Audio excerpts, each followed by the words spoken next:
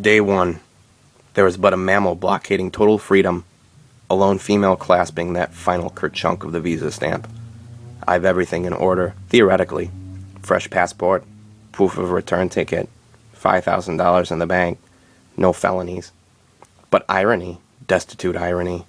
She is a Muslim woman, draped in hijab, and has already sent 5 people into the authoritarian scrutiny limbo line. She locks eyes with me, and I read it all too clear. That's right, Americano. I know the stereotypes you possess.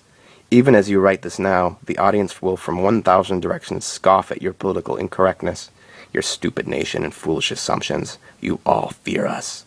Your warped paranoia justifications regarding us all bloodthirsty terrorists, that I am here to engage in treason. It's tough enough dealing with this bullshit on the street, at the grocer's, on the tube, but you, ignorant Americano, I will prove to you and to the Orwellian apparatus that employs me, that aims its hideous electric eye at my brow every taking second of every paycheck. I will destroy the stereotype of my great people. Fuck you, Americano, and prepare to be grilled. Prepare to be made an example of myself, making an example out of you. Or maybe I'm just overreacting. Maybe it's just the American in me fearing the other Americans that normally surround me, but accumulated into one entity that is in turn projected into her. So I walk up, and I say, "Hi there. I'm just coming in as a tourist. I've never been to Europe before. As you can see, I have my return ticket information right here. I plan to stay in London for a week and then head into France and then into Italy." She says, "Well, where are you staying?" Damn, I hadn't even thought of that. Like almost everything my life has become, the absurdity of what I'm doing fails to register as even a moderate truth, and the actual truth at this point would be suicide. Yeah, okay. So, I have no idea where I'm going apart from a loose itinerary and a landslide of contacts which involve a number of potentially shady people whom I all met online in a non-transparent manner. All of these telephone numbers you see scribbled here on this computer printout include an array of internationally renowned Satanists, anarchists, drug beasts, and dissidents who all surely have lengthy criminal backgrounds in the Interpol databank. Furthermore, I don't have a dime saved for a hotel room or a hostel, nor would I pay for one, as I've specifically come to be homeless and regularly eat out of your fine Euro trash receptacles. You see, ma'am, I intensely crave those rare feats of disillusionment when one is helplessly isolated and anonymous in a foreign gutter, dropped back to the absolute zero. I have no phone, I have no maps, I have no traveling partner, I don't even know how to get out of this airport, nor do I technically have anywhere to go once I measure that one all out. Yeah, I've got places to stay all over Europe, but the truth is I've never even bothered to look at a map.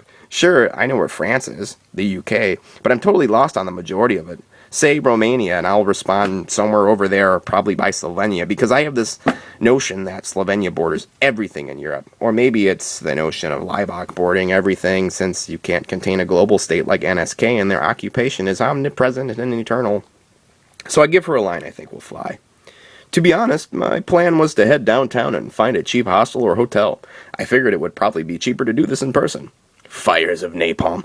You mean you don't have anything booked in advance? Why would you come to a country and not have any arrangements? Damn, she's got me again. My eyes are vacant and obvious. I have the air of a man totally aloof with no clear idea why he is even there. So I say, well, I like to be a bit spontaneous, you know? It's always been a dream of mine to visit here and see all the tourist attractions, meet some authentic British folks in their natural environment. Well then, what tourist attractions are you planning to visit? Double damn. I can't even name a single thing except Big Ben, Hyde Park, and Buckingham Palace, which I promptly declare. If it wasn't for those name-dropping airplane monitors, I'd be fucked. But she's still not buying it, demanding names and intel. She says she needs an address where I'll be staying or I can't be let into the country. I tell her again that I will be figured out once I get into town and not to worry because I have plenty of money in the bank, and if I get low on cash, my parents are well off financially and promise to assist me, and I give this Norman Rockwell gee-whiz pierced Americana vibe and emphatically explain how I saved a whole year to make this happen, gosh golly.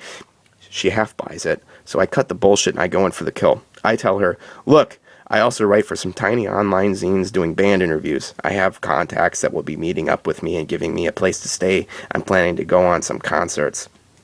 Danger, Will Robinson, danger. Well, what are the names of these magazines? Are you getting paid? If you're getting paid, why don't you have a work visa lined up? If you're going to all these concerts, why are your tickets for these concerts? I try to explain how I do this for free as a hobby and no money is involved, and these concerts are bar shows. You know, like punk rock. You just show up and pay at the door. The punk rock concept is unsurprisingly lost on her. She demands proof that I've purchased entry to these gigs well in advance. Where do you work? Where do you live? You're just leaving your apartment and job and you're going to tell me it's just there when you show back up? I explain that I'm a cook at a small family-owned non-corporate restaurant, that they approve of my adventure, and that I'll be staying with friends upon return. Not buying any of it, she demands I go to the ATM and get a bank statement. Nervous, shaky, and obvious, with her molten eyes dissolving my skull, the rotten machine won't take my card. Skynet is flipping me the bird. When I reapproach the customs desk and tell her this, actually incorporating the word Skynet into my description of the problem, she tells me to sit in the line of possible dope dealers, con artists, and economic refugees. Is it really over? Are they really going to deport me? I think of all those press outlets that promoted this lunatic experiment and my characteristic fear of humiliating defeat. I cannot lose this one. I'll jump out the fucking plane screaming, Vive la gay Paris! She gives the head nod to the other Arabic security officer, and I'm double-teamed by example setters. He grills me. I'm sweating. I'm fucked. But then he asks me what my parents do. Well, my stepdad, he's like a retired cop, and the guard lights up, smiling. Good enough for me. Let him through. Muslim lady drops her hard-edged persona, but she still knows whatever I'm hiding is larger than the avalanche of horse manure I just dropped on her desk. Look, she says, we've got this bad problem with illegal immigration. We have them pouring over our borders looking for work. Your story sounded like it could be, and like a Boy Scout, I reply, no, ma'am. I love living in the United States. I wouldn't leave it for anything. Let me be honest with you. I'm a little homesick already. And just like that, I was in.